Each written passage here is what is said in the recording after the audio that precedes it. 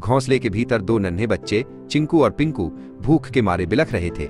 मम्मा, भूख लगी है, क्या कुछ खाने को मिलेगा? उनकी आंखों में आंसू थे। चिक्की चिड़िया ने उन्हें देखा। हे भगवान, मैं क्या करूं? बारिश शुरू हो गई है, पर बच्चों का रोना उससे देखा नहीं गया। रुको मेरे लाल, मम्मा कुछ ले आएगी, बस जब तक मैं ना आऊं घोंसले से बाहर मत देखना। ये कहकर उसने अपने पंख फैलाए और तेज बारिश में उड़ान भर दी। घोंसले में अकेले चिंकू और पिंकू के लिए यह पहली बारिश किसी अजूबे से कम न थी। अरे ओ पिंकू, सुन रे, ये क्या चीज ऊपर से टपक टपक गिर रही है? पिंकू कोने में दुबक कर बैठा था। अबे मूर्ख, ये बारिश है, मत देख बाहर। हवा के साथ पानी की बौछारें घोंसले तक पहुंचने लगी। मम्मा कब आएगी? डर लग रहा है। चिंकू अब रोने लगा। दोनों बच्चे एक दूसरे से चिपक गए। बारिश की ठंडक उन्हें सता रही थी। चिक्की को जंगल में कुछ गेहूं के दाने मिले। तभी टोनी तोता आया और कबूतर के बच्चों पर हुए हमले की कहानी सुनाई। टोनी बोला, ये बारिश सिर्फ शिकारी लाती है, कालू और सुल्तान आसपास ही हैं। जल्दी निकल, मत रुक। चिक्की का दिल धक से रह गया।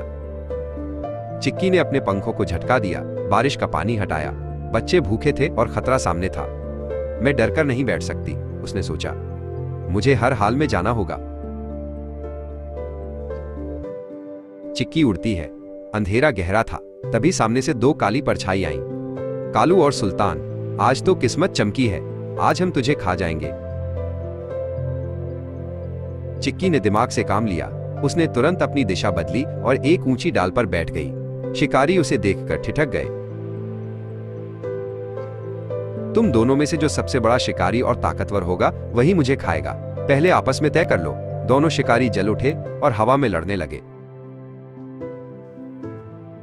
दोनों एक दूसरे को नोचते हुए नीचे गिर पड़े। चिक्की ने देखा वे बेहोश हो चुके हैं। उसे लगा जैसे पहाड़ भर का बोझ उतर गया हो। चिक्की तेजी से घोंसले की ओर उड़ गई। मेरे लाल, तुम दोनों ठीक हो ना?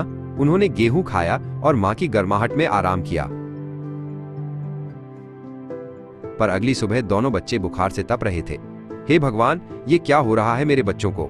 चिक्की की आंखों में आंसू थे। चिक्की ने अपने बच्चों को घोंसले के सबसे सूखे और गर्म कोने में रखा। उसने उनके लिए नरम घास और पत्तियों का बिस्तर बनाया और उन्हें ढक दिया। चिक्की टोनी के साथ डॉक्टर चिंटू चूहे के पास पहुंची। डॉक्टर ने चिंकू को देखा और कहा, यह वायरल है, मैं दवा दूंगा। डॉक्टर चिंटू ने समझाया, दवा तो काम करेगी, पर अब यह तेरी ममता और भगवान की मर्जी पर है। इन्हें भरपूर प्यार और हिम्मत चाहिए। हताश चिक्की शांत शिखर पहुंची। उसने आकाश की ओर देखकर कहा, मैं तुझसे लड़ने आई हूं। अगर इस जंगल में जीवन के लिए कोई जगह है तो मेरे बच्चों को लौटा दे। उसने वहां बैठकर बच्चों के लिए प्रार्थना की, हर खतरे का सामना करने की शक्ति मांगी। पहाड़ पर लगे पुराने पेड़ ने धीरे से कहा, जाओ अब देखो, ममता का बल सबसे बड़ा है। चिक्की घोंसले में लौटी। उसने देखा कि पिंकू थोड़ा जागा हुआ है। तभी चिंकू धीमी आवाज में बोला, मम्मा पानी देना। चिक्की की आंखें भर आईं। अगली सुबह दोनों बच्चे किनारे पर खड़े थे, आंखें चमक रही थीं। उन्होंने आसमान की ओर देखा और एक साथ कहा, अब हम उड़ना सीखेंगे। चिक्की खुशी से फड़फड़ाई, हाँ मेरे लाल, अब समय आ गया है। उसने उन्हें हवा में पंख फड़फड़ाने का सही तरीका सिखाया। ऊपर देखो, हवा को महसूस करो। चिंकू और पिंकू ने हिम्मत जुटाई।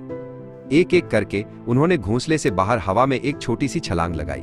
चिक्की पास ही उड़कर उन्हें सहारा दे रही थी। अब वे तीनों साथ साथ उड़ते थे, नए मौसम में, नए आसमान के नीचे।